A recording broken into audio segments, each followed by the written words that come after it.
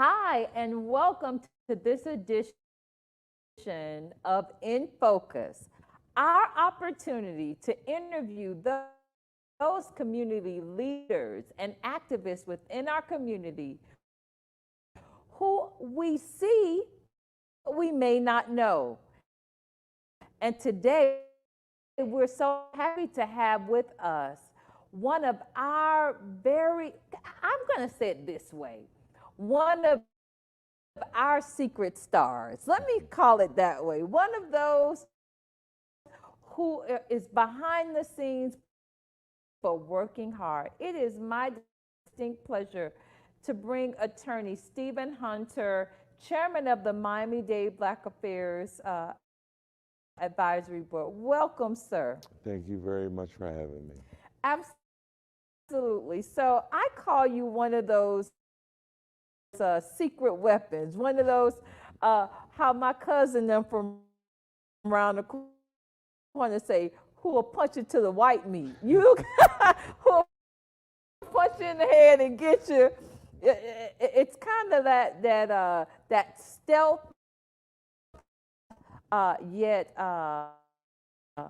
very directed and pointed person who can make things happen. And so for those, I have the benefit of knowing the work ethic and the quality of work that you do.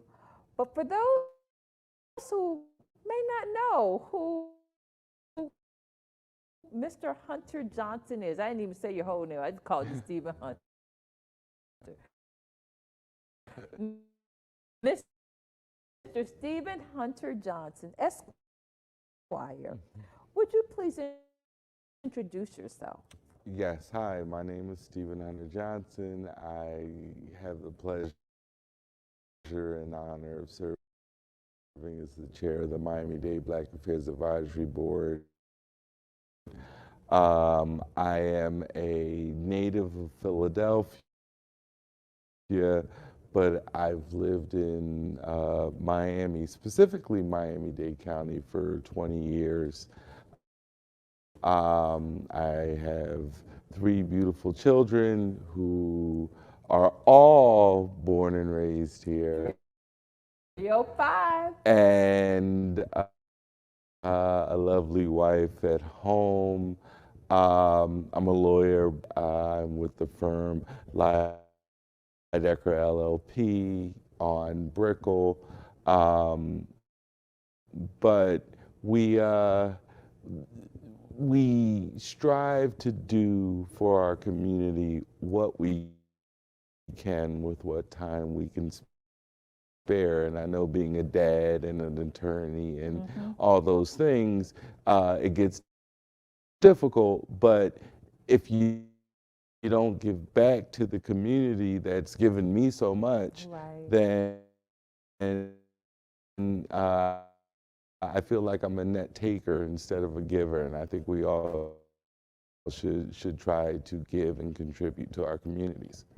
So you said a whole lot that I got to kind of dissect a little bit. So let's go back to these Philly days. Let's hit rewind on that. What brought you to South Florida? So it's embarrassing. The TV show Miami Vice was on when I was a kid. Yes. And we would watch it. It came on Friday night. Michael Thomas was my heartthrob. There you go. And it came on Friday nights, and when you're an 8, 9, 10-year-old kid, it was the coolest thing going. Fast cars and police chases and all that great stuff. But somewhere along the line, it dawned on me that there was this place during wintertime that was still warm, while here, told my best friend at the time, listen, I hear they have a law school over to the University of Miami. Let's go check it out. I drove down. There was wonderful woman at the, student student enrollment office. Admissions or Admissions, right? Yeah. And I said, hi, my name's Stephen Hunter Johnson. I go to Coppin State, and I'm interested in attending. Here's my GPA. Here's my LSAT scores. Can I get a scholarship? And at that point, we were on spring break, so no harm, no foul. Right. Let me try. Let's ask, see what happens. Let me shoot my shot. Correct. Right. And she said, listen, Mr. Stephen Hunter Johnson, if you are who you say you are and everything checks out, the answer is yes. Little did I know that at the time when I was asking these questions, enrollment had already, the admissions period had already closed. But I go back up north, and it was funny. I remember getting off the plane, and I'm in shorts, and that cold weather hits you. Right. All right. Because you dress for where you're going, not where you've been, right? Right. But not in that scenario. We were on spring break, so on my mind, it's springtime, so these shorts are going to be fine, except it was 42 degrees. Oh my goodness. Getting off that plane. But I spent that, and I guess we got back on a Sunday. I spent that Monday filling out the application, getting all the documents, mailing it off, and the rest is history. By July 29th of 2000, loaded up all my possessions on a U-Haul and drove on down. And made it here. So for the young people that are watching in our after-school programs at Charles Drew and at Miami Northwestern that will watch this, as just people that they need to know in the community, what would you say to them about shooting your shot and taking risks as it relates to moving forward in life? I say no harm, no foul. Other people say shoot your shot. Other people say, and I think this sums it up well, bet on yourself. Bet on yourself. That's the second time that we've heard that. Right. If you ask when you don't have anything for something, your worst outcome is what you had before you asked. Right. Your best outcome is a scholarship at the University School of Law. Just on the willingness to ask. I think a lot of our young people, and our older people for that matter, don't necessarily appreciate the breadth of options that they actually have. And this is true for all of us. Sometimes you get so busy looking at the tree that's in front of you that you forget there's a whole forest out there.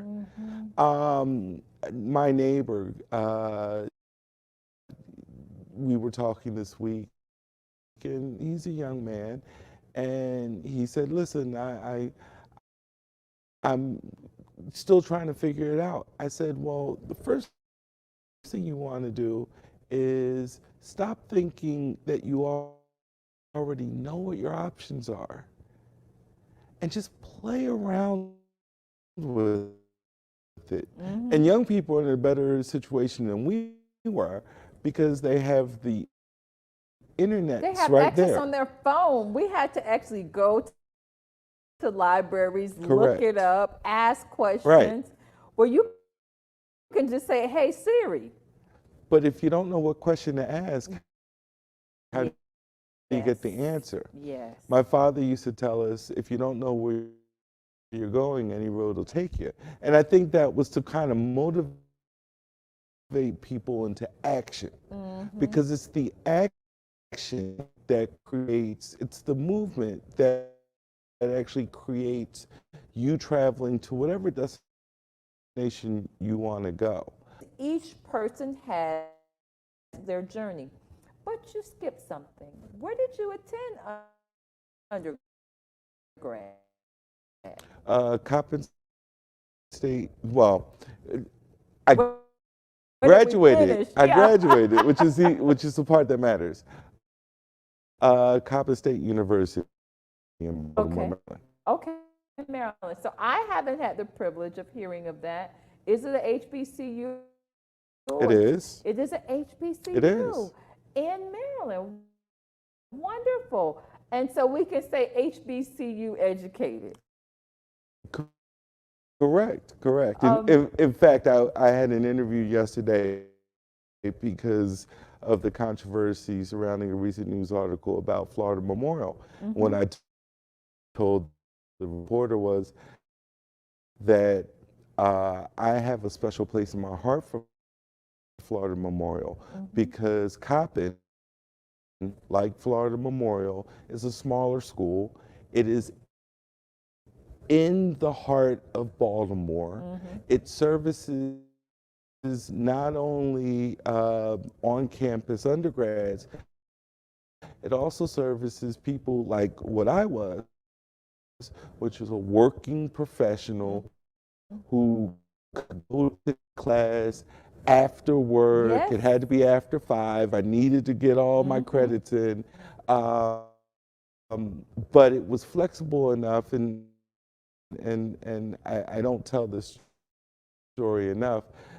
Once I decided on the University of Miami School of Law, I had to accumulate enough credits to graduate. So I took 18 credits in the fall. I took 6 credits in between fall and spring. I took 21 credits in the spring, and I took 9 credits in the summer, all to, even though I walked in May, like everyone else, all to make sure that I had that degree in hand by the time law school started in middle August of 2000. But I was already motivated, right? I knew, okay, this is my next course, let me get there. But I say all that to say about Coppin that was a school that had the flexibility, because I did that while working full time. That was a school that had the flexibility to accommodate someone who worked from 8 a.m. to 5:30 p.m. I could get all of those things done on Saturdays in the evenings, right?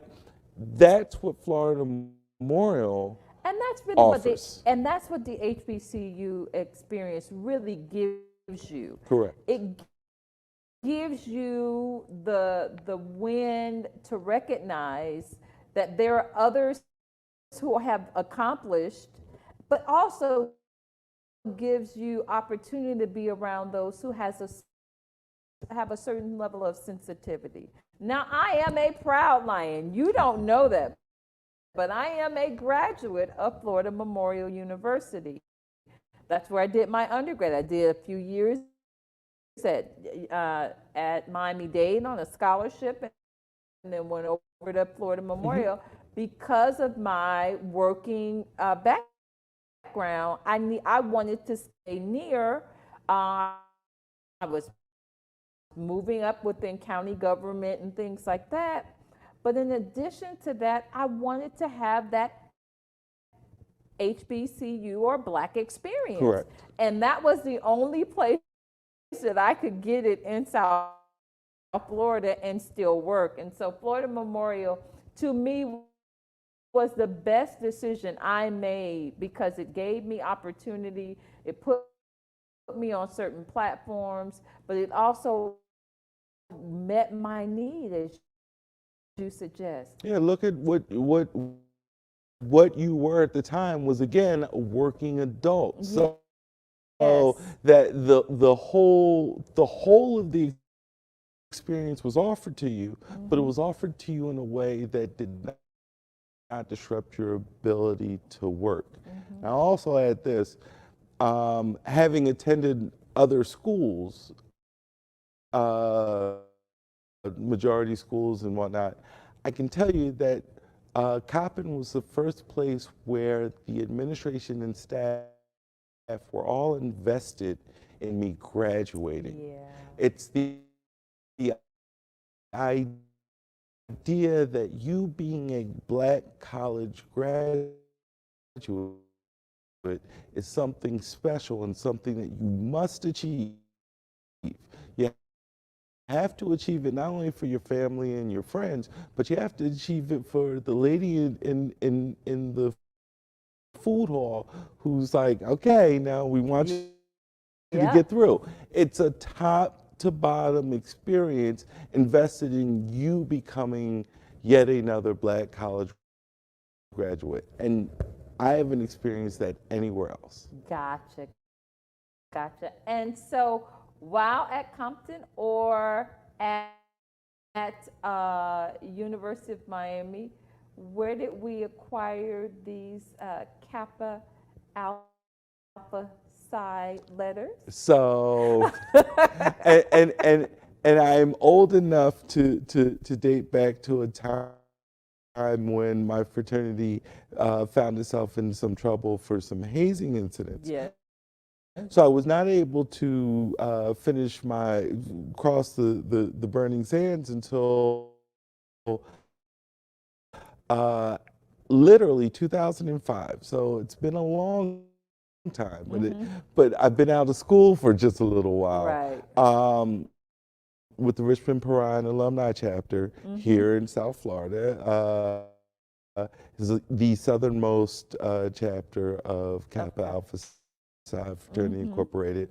I also had the distinct pleasure and honor to serve as its pole mark, which was even made more special because I got to do it during Kappa's centennial year. Wow. So to represent my brothers in the chapter during our centennial conclave was probably one of the greatest honors of my life.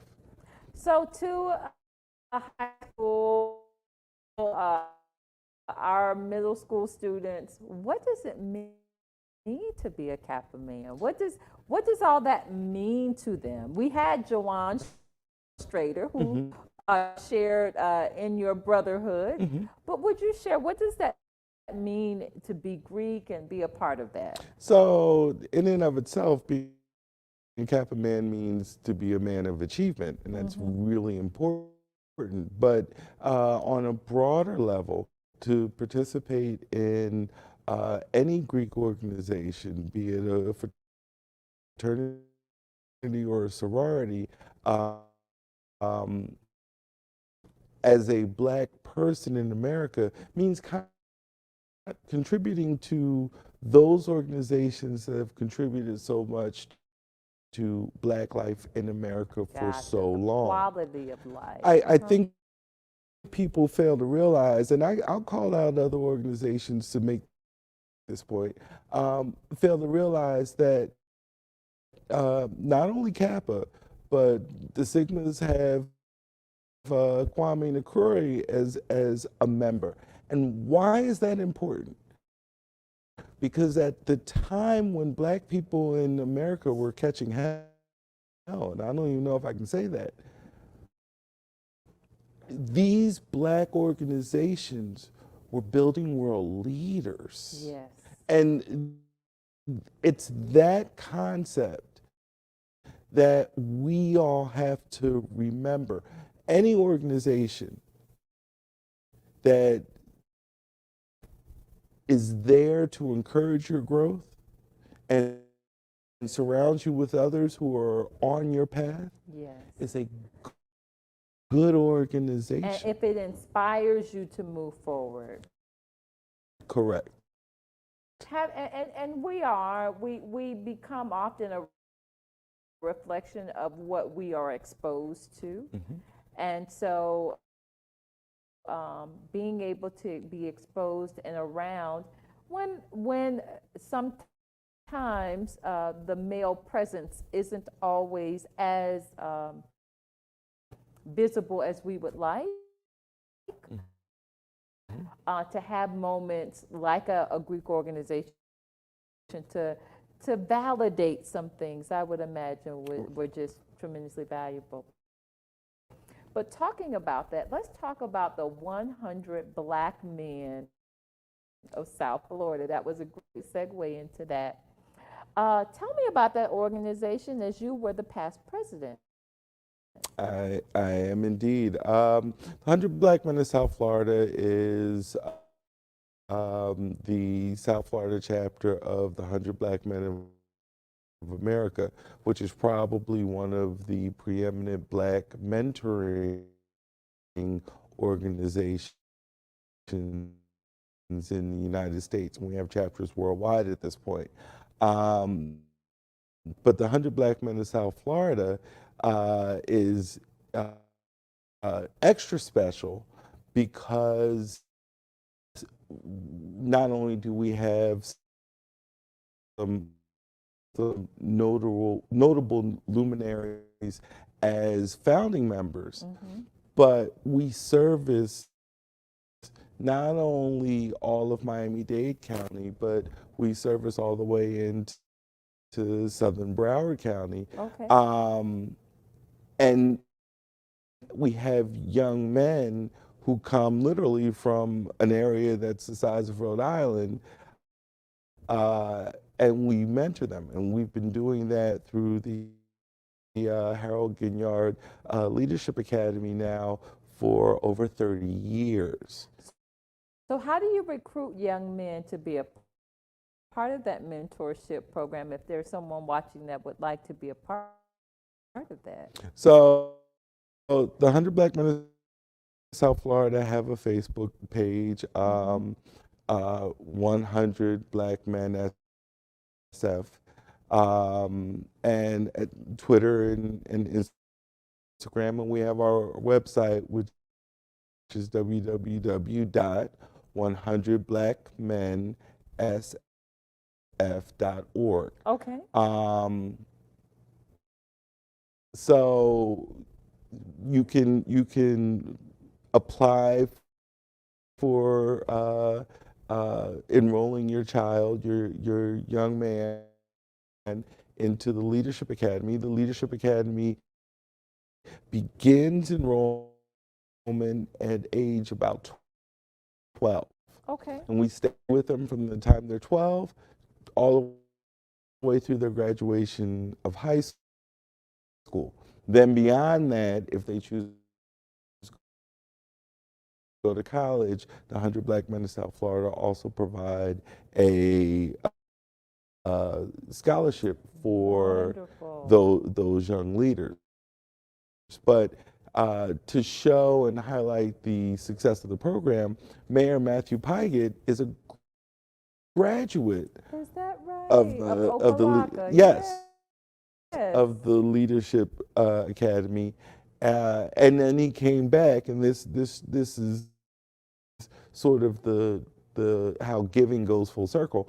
He came back and he, for a while, was the chair of the Leadership Academy committee within the 100. So, and I think this is true of all of our Black organizations. We have to grow so that we can hand the reins off to our next generation and then allow them to grow and do the same, right? If you're watering the seeds now, it has to grow into something that hopefully will come around and water next generation of seeds? So this is going to take me to the Black Advisory Board, but I have to tell you a funny story. So as a single woman, I hear of the 100 Black men of South Florida, and they were hosting an event. I mentioned in a group, it was a Sunday as a matter of fact, and I was in a group of people. I said, honey, I'm going to the 100 Black men event to see what the 100 Black men got to offer, right? Just having a light moment. I did not know that there was a gentleman in the crowd who had a liking for me. So I go to the 100 Black men thinking I'm going to find me one of the 100 Black men. And this Negro shows up. I was livid. I can imagine. It's funny. I was like, what are you doing? Well, at least you knew somebody. But no, if you go to one of our organizational events, I know you'll know a bunch of people there. Absolutely. I'm just using that as That's funny. As a moment of levity. As many Black women you have to know have laughed and had moments like this and laughing. But it is something to know that you have gathered men together who are about, and most of which are professional and married and all that. That speaks volume to the quality of the program. But I was so mad. Here I am thinking I'm going to be about my own business and somebody else was on their Well, I will say this. So we've hosted particularly successful Christmas party, and we've hosted galas. But the one thing that I'll note is that, and I think this is part of the makeup of the 100, because it's an organization that does not care what your religion is, does not care what your fraternal affiliation is, does not care about what your politics are. So long as you are a Black man who cares about the well-being of Black boys, right? You get such a diverse group of people that for all of our events, we always get women who are coming and looking, Yes. and by the way, as social for whatever, entrepreneur networking for whatever you go. But that is one of the beauties of the Black experience, and I think it's one of the roles of organizations like the 100 Black Men is to have social gatherings so that Black folks who are looking for other progressive Black folks can also go and go up and connect. And you can't create a united community. And Miami-Dade County has its own challenges in doing that, right, until you can find things to unite around. Yes. And the beauty of Black America is we can always find time for gathering and libations and music to unite around. Yes. Which is why, for instance, the Miami-Dade Chambers Gala is such a well-attended event, yes. And it's why we need those sorts of events to continue growing and being sort of the focal point of a time for us to come together for a positive reason, Right. and still have some fun and have fun and let our laughter head in the down. midst. That's right. Yes. And so let's talk about the Black Advisory Board for Miami-Dade County. Okay. What is that role? How did you assume this role? And just give all the information about it. So the Miami-Dade Black Affairs Advisory Board is actually a board that was created in the wake of the murder of Arthur McDuffie and the ensuing unrest that followed. It was created to offer a voice to the Black community within the county at a time when there was so little in the way of voices in Miami-Dade County, or then Dade County, from Black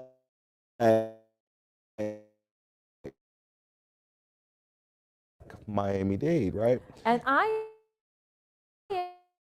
am homegrown, so I am very much aware and remember the Willie Sims and the Dewey Knights and all of them that were gathering at the table, the Reeves and everyone, to ensure that, you know, and even the call of the pastors rallying together, that there was a voice.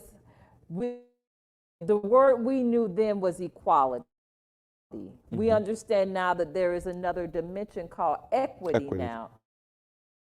But they were looking for equality at that time. Right, and it's funny. So the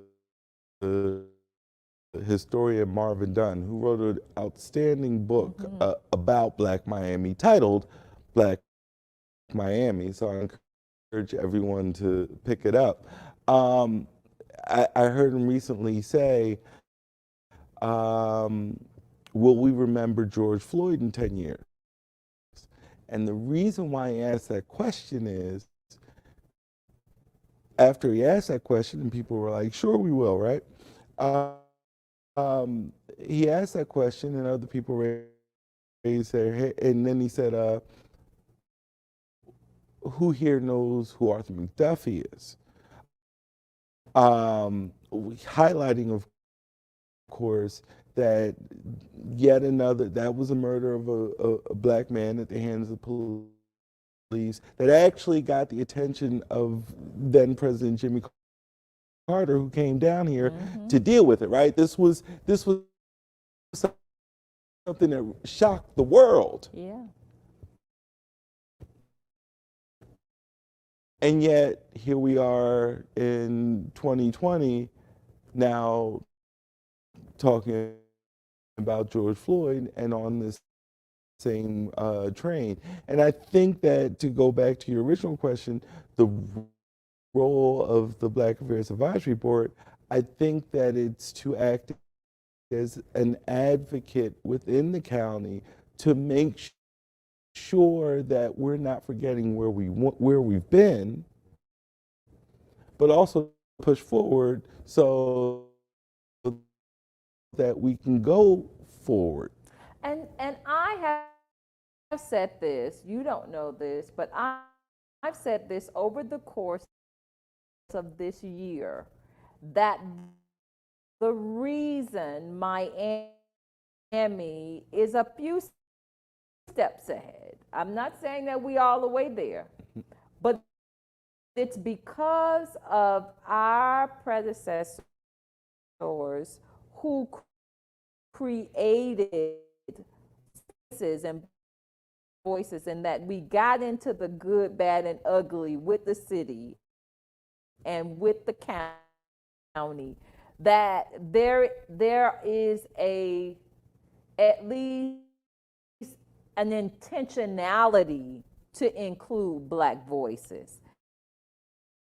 Does that remedy some of the other social woes? Because infused in our culture here in Miami is, I call it, a melting pot that won't melt. Because you got Black Miami, you got the Little Havana, and you got the Haitian community, and you got all of these segments that at times, yeah, we're here together. We in one big pot of paella or gumbo or wherever you're from, right?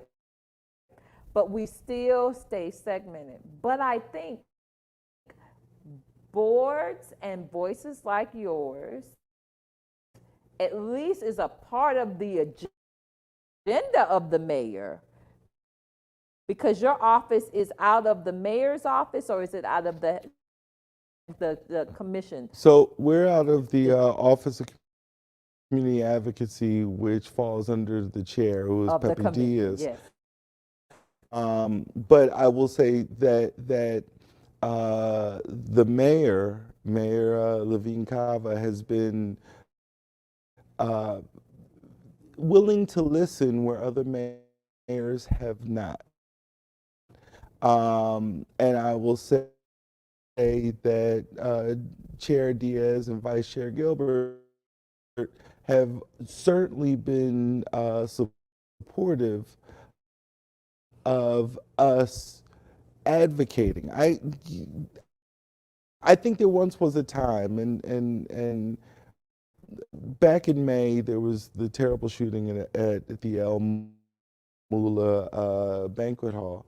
And it got a little bit of attention, but I wasn't doing anything for attention. I was literally trying to identify, I think, what could be done. Right. I was concerned about the unchecked party atmosphere in these locations that aren't set up for parties, as opposed to, you got the brothers who run Headliners, who have run safe parties for years, right? So we're taking away from legitimate Black businesses who play by all the rules, and sometimes spend our money we shouldn't. And I took the county code enforcement to task, saying, where were you? Yes. And it was a legitimate question that had to be asked. The mayor took note of it. And the mayor said, you know what, I hear you. And then they took action. And I think sometimes we have to be willing to lovingly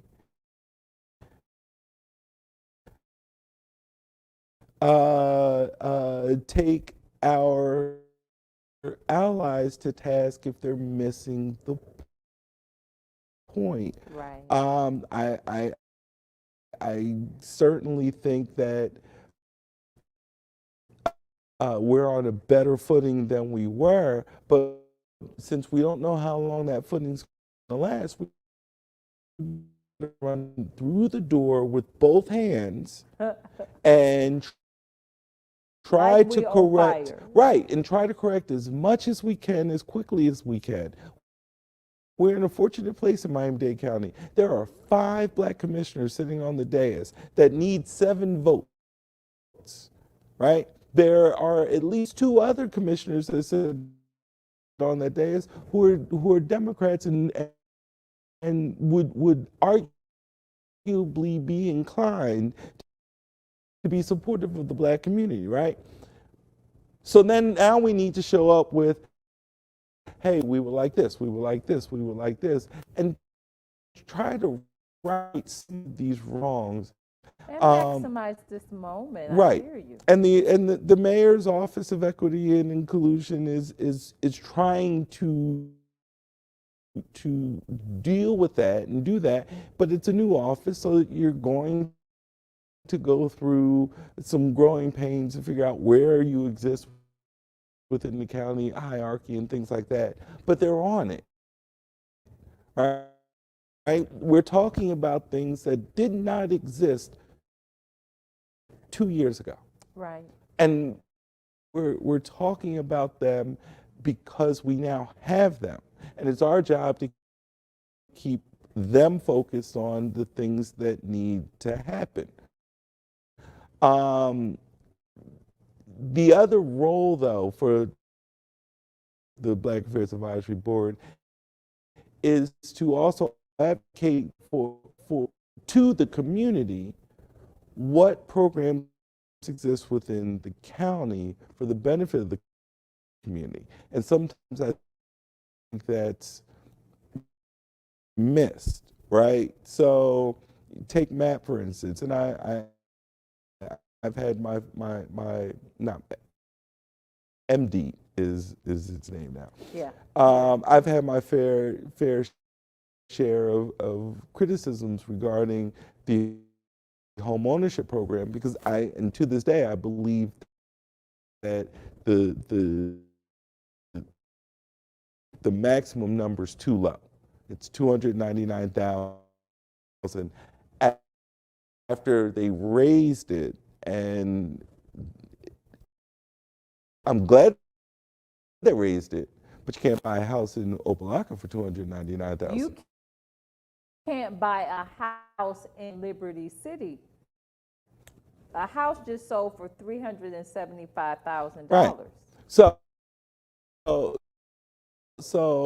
I'm sitting here saying, okay, we need to make sure that the Black community is participating in these programs, particularly because MD also is a child of the aftermath of the unrest from McDuffie, right? So we need to make sure that the Black community is participating there. We need to make sure that to the extent vaccinations are available, they're also available not only on Fisher Island, but in Opelika, right? So there are those things that we have a role in as well, because sometimes if the community doesn't know, then the community doesn't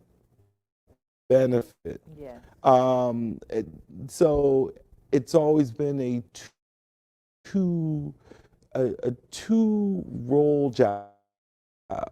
Advocate within the county for the Black community, and advocate about the county to the Black community. Yeah. So that we are getting our fair share on both ends. Gotcha. And so how are you appointed? And then it seems as if your board has become almost a launching pad for leadership, because you then have Dottie Joseph, who was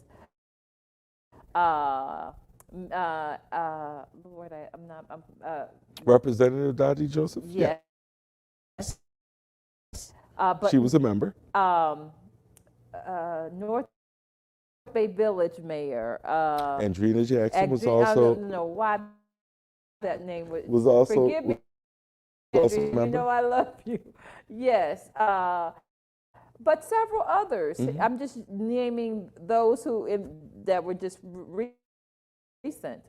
So talk to us about how you are appointed or you apply to be a part of your board. What would be some of those benefits, and how does it seem that people seem to go into politics from being on this board? I really can't imagine, because I've thus far and I intend to continue to avoid any sort of political aspirations. So for me, it's just about the board. I will say this, that what are the benefits? The benefits are knowing that you're contributing to trying to help the community, because there's nothing else. You get nothing else. You don't get paid. I don't get no You don't $2, get no parking pass. you don't get you don't get any you don't get any perks. But it's not about perks, right? When Right. helping the Black community has never Being a been about change perks. agent, being a part of that. Yeah. But and you can't even be as loud a frontline soldier as, let's say, the NAACP, because that's not your role either, right? Your role is within the county and without the county, but it's still focused on the county, right? But the county commission did something that I think was very beneficial for our board a few years back. They expanded it from, we were 13 members. Each commissioner got an appointee. So you're appointed by a commissioner. Right. And for instance, I am Chairman Diaz's appointee. But a few years ago, they expanded it so that there are also 13 appointees by the board. So that gives us 26 possible members. And so we. And what's your capacity now? 20, where are we now? Yes. Right now we're at, I think, about 18. Okay. So we have openings today. But it also allows us to be aggressive about trying to pull people in and get people from the bottom of the county down south to County Line Road up north, to get people to dedicate, the first Wednesday of every month to coming down to the county and meeting with us and helping us along. It's funny because we do attract people who I think have great ideas, and that's, I think, been the strength of the board. So one of our newest members, R.B. Dickerson, has undertaken to try to set up a countywide career fair with employers, and when he came in, I was like, hey, come on, let's go. Because I have a motto personally, which is 10% talk, 90% action. If you're not doing something, you're not leading, right? So if you come in and you have that mindset that I would like to see us do this, we're like, fine, just be prepared to then get on it, right? At my staff, they know if you say it, you own it. Right. I just feel like if you've got the thought process behind it, then let us rally behind you to support it. But it came to you, so but you say it, you own it. Let's make it happen. Right, but we also have probably one of the most dedicated county employees as our program officer, who's Retha Boone-Fye. Retha Boone-Fye, which I will tell you was the first person ever to fire me, but that's a whole nother. She gets so embarrassed every time I tell her that. But you know what it was? Remember I told you that I was working and I was doing some stuff with her and decided I wasn't going back to college. I was making enough money. Right. She said, oh, so since you're working and you don't have time to go to school, let me help you. Let me free up some time for you. Let me free you up some time so you could go back. She loved me enough to say that this cannot be where you stop. Right. And I will forever be thankful to Retha Sally Boone Fife. That's I will be forever grateful to you for kicking me right where I needed to be kicked to move forward. Because I wouldn't be sitting here today. But that's her nature. She won't allow anything to remain stagnant. And I guess as chair, I try to play defense, and I won't allow anybody to try to overwhelm her. Like, that's kind of my role, is to make sure that you know, we just put out the Black World Guide. My list of things that Retha does on a yearly basis is long, but one of the things that I am most proud of is we just put out the Black World Guide, and Retha runs around and collects what's probably the single largest in one place, largest directory of Black-owned businesses in Miami-Dade County. And then takes the time every year to contact the businesses, update it, see if anything has changed, what's going on. At this point now, we're trying to advocate within the county to get some space on the county's website so that it can continue to be a developed database that's, rather than there as a PDF, which it is, a developed database so that you can look it up and say, hey, I'm interested in landscape services. Oh, here you go. Here the Black-owned landscape. That's a phenomenal idea. So again, Black Advisory Board is committed to advocacy, appointed by commissioners for each all 13, but then there is also another opportunity. Right. And so those who are interested in putting their hand to be a voice of influence with this can go to... So you can go to the Miami-Dade Black Affairs Advisory Board website. You can go to our Facebook page as well.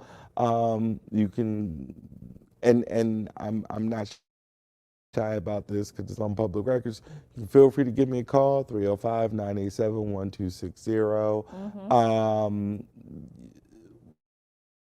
And I'll at least get you in contact with Retha, and you can submit your resume, and we can get you before the board. Because the idea is that if you aren't growing, right, then you are failing in what it is you're supposed to be doing.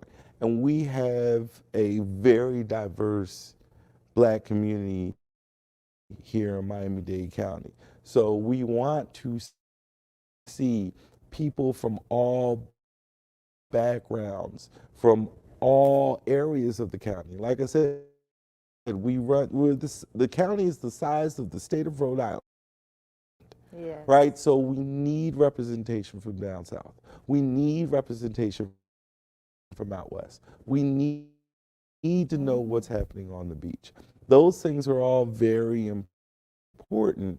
So I don't want anyone, particularly anyone watching this, to think, oh, well, my commissioner's already chosen someone, so let me not try. If you have a belief in service, and you would like to serve, we have the space for you. Wonderful. And so that meeting that happens, you said the first Wednesday of every month. First Wednesday of every month. Is it in person or virtual at this point? So we are meeting in person, and Retha does a wonderful job of making sure that we have space within the county building in order to meet, but yet still be safe and socially distanced. I encourage masks for everyone. That's very important. But we meet on the first Wednesday of every month. Our next meeting will be the first Wednesday in October. And is that open to the public? It is. All of our meetings are open to the public. One of the things that people need to remember is by being a member of the Black Affairs Advisory Board, you are subject to all of the sunshine rules of the state of Florida, which means that we don't have secret meetings. If we're meeting in public. Yes. We're meeting together. So everything is transparent and above board. Well, listen, Attorney Hunter Johnson, it has been a distinct pleasure having you in focus. I hope those who have been watching, our students that will watch this later, you got a little bit of a greater insight on the great work that's happening right here with one individual who just thought it not robbery to lean his shoulder into working for and around the efforts to improve the lives of Black people in Miami-Dade County. Any parting or last words? Yeah, and the only thing I think I'd say is this: to be a well-rounded participant in any community, you should be socially, politically, economically, and culturally invested in the community. That means that you have to vote. That means that you have to support the organizations that are doing good work within your community. That means you have to buy within your community. And that means that you have to support the institutions and the churches and the mosques in your community. That's what being a member, a well-rounded member of being in a community is. So I encourage everyone to do the same. Well, thank you for joining us for this edition of In Focus. I'm your host, LaTasha Daniels, and we look forward to seeing you next month.